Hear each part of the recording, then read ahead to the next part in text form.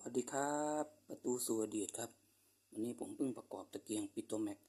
ตัว250แรงตัวนี้จะเป็นตัวขนาดเล็กนะครับเพิ่งประกอบเสร็จก็ลองจุดดู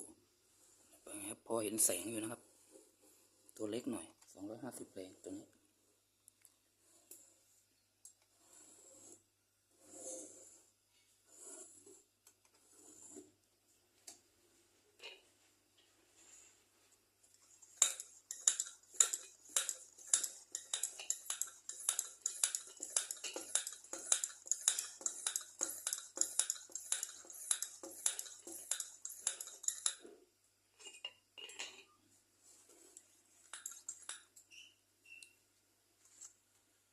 ตัวเล็กนะครับเทียบดูตัวใหญ่350แรงกับ500แรงเทียบกัน